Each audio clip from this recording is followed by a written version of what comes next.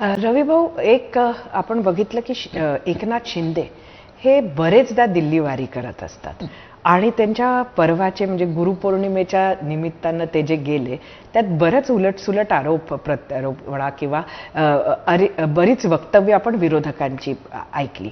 पण आता आपण महायुतीबद्दल बोललात.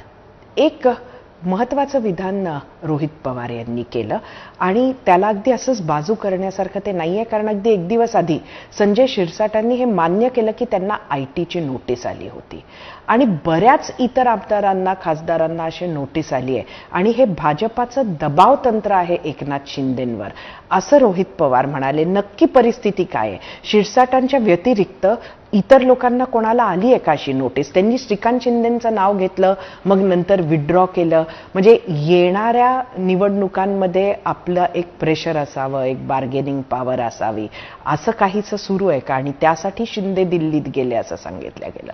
खरं तर विरोधक या सगळ्या गोष्टीचा कुठेतरी उगाचच बाहू करण्याचा प्रयत्न करतात. आपण एवढी वर्ष पत्रकारितेमध्ये काम करताय, आपल्यालाही फार या संदर्भातला अनुभवही आहे. खरं तर इलेक्शन ॲफिडेव्हिट जे जे करतात किंवा इलेक्शन ॲफिडेव्हिट ज्यांचं असतं ते ॲफिडेव्हिट केल्यानंतर त्यांच्या ज्या ॲफिडेव्हिटमध्ये संपत्तीचं विवरण जे केलं जातं ते विवरण केल्यानंतर त्यांची संपत्ती किती पट वाढली याचं त्यामध्ये विश्लेषण करावं लागतं आणि त्यामध्ये थोडंही विश्लेषणामध्ये त्यांची किती पट वाढली, दुप्पट वाढली, तिप्पट वाढली असं जे असतं ते दिल्यानंतर त्यानंतरच्या काळामध्ये अशा नोटिसेस निवडणुकीच्या नंतर या प्रत्येक उमेदवाराला त्या वेळेला येत असतात.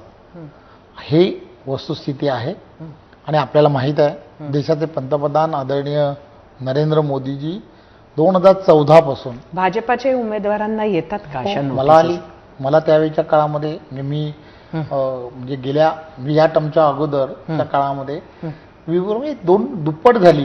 कसं होतं की पूर्वीची प्रॉपर्टी आपली असते, ती पूर्वीची प्रॉपर्टी आहे, तिची किंमत आणि नंतर तिची वाढलेली किंमत, त्यामुळे ती दुप्पट दिसते, मालमत्ता दुप्पट झाल्यासारख्या. आणि मग काय वर्तमानपत्रांना आणि या लोकांना मालमत्ता किती दुप्पट झाल्या वगैरे या सगळ्या गोष्टी ह्या येतच असतात. त्यामुळे त्या पद्धतीने पावलं उचलावी लागतात की बाबा त्यांचा इन्कम टॅक्सचा जो कन्सल्टंट असतो त्याने ते सगळं बरोबर करायला पाहिजे. ते सगळं केलेलं नसेल तर त्याला नोटिसेस येतात किंवा त्याला. तुम्हालाही आली होती? हो, म्हणजे या वेळेला आली नाहीये पण त्याच्या अगोदरच्या वेळेला मलाही आली होती. आणि मग त्याचं विवरण करायला लागतंच. सीएला घेऊन जाऊन सीए जाऊन त्या संदर्भातली माहिती देत असते. त्यामुळे काही फार मला या सगळ्या गोष्टी ज्या आहेत त्या फार म्हणजे सगळ्यांनाच येतात. आता आपल्याला माहित आहे की पूर्वी इन्कम टॅक्स भरणाऱ्यांची संख्या ही पंतप्रधान नरेंद्र मोदीजींच्या अगोदर मला वाटतं 1 कोटीच्या जवळपास होती, आज 5 कोटीच्या वरती झाली. त्याचा अर्थ काय? तर इन्कम टॅक्स आता थोडंसं डिपार्टमेंट जे आहे ते प्रोॲक्टिव्हली थोडंसं काम करत आहे, म्हणून त्यांचे आभार पण मानले पाहिजे.